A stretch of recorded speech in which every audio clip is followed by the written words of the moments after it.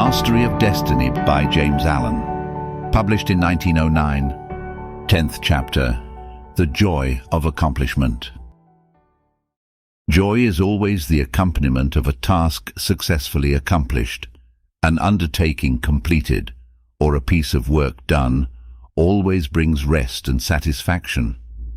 When a man has done his duty, he is light-hearted and happy, says Emerson, and no matter how insignificant the task may appear, the doing of it faithfully and with whole-souled energy always results in cheerfulness and peace of mind.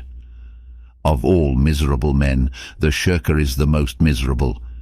Thinking to find ease and happiness in avoiding difficult duties and necessary tasks which require the expenditure of labor and exertion, his mind is always uneasy and disturbed. He becomes burdened with an inward sense of shame and forfeits manliness and self-respect. He who will not work according to his faculty, let him perish according to his necessity, says Carlyle. And it is a moral law that the man who avoids duty and does not work to the full extent of his capacity does actually perish, first in his character and last in his body and circumstances. Life and action are synonymous, and immediately a man tries to escape exertion, either physical or mental, he has commenced to decay. On the other hand, the energetic increase in life by the full exercise of their powers, by overcoming difficulties, and by bringing to completion tasks which coiled for the strenuous use of mind or muscle.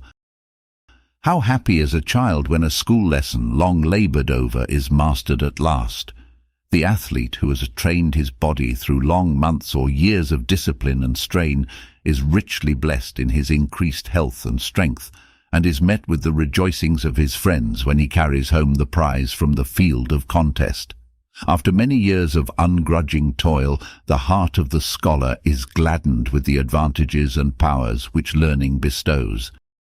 The businessman, grappling incessantly with difficulties and drawbacks, is amply repaid in the happy assurance of well-earned success, and the horticulturist, vigorously contending with the stubborn soil, sits down at last to eat of the fruits of his labor.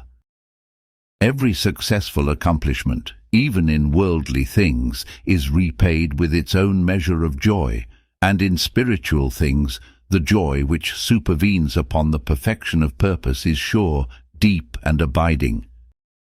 Great is the heartfelt joy, albeit ineffable, when, after innumerable and apparently unsuccessful attempts, some ingrained fault of character is at last cast out to trouble its erstwhile victim and the world no more.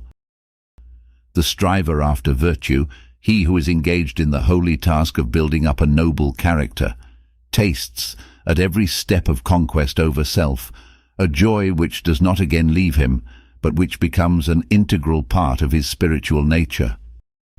All life is a struggle. Both without and within there are conditions against which man must contend.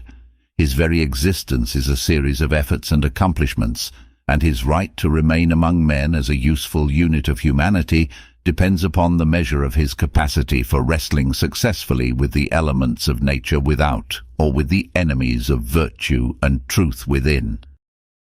It is demanded of man that he shall continue to strive after better things, after greater perfection, after higher and still higher achievements, and in accordance with the measure of his obedience to this demand, does the angel of joy wait upon his footsteps and minister unto him, for he who is anxious to learn, eager to know, and who puts forth efforts to accomplish, finds the joy which eternally sings at the heart of the universe.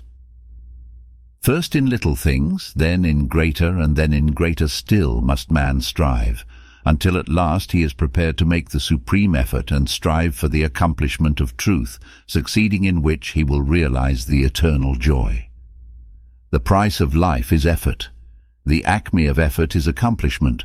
The reward of accomplishment is joy. Blessed is the man who strives against his own selfishness. He will taste in its fullness the joy of accomplishment. Thank you very much for listening and letting me share the joy of accomplishment, the 10th and last chapter of Mastery of Destiny with you. I hope that you have enjoyed these and will continue to tune in again to listen to future presentations. If you have enjoyed this presentation and would like to hear others, please like, share, subscribe, and please leave a comment letting us know what made an impression or is of interest to you for future presentations. Thank you so much.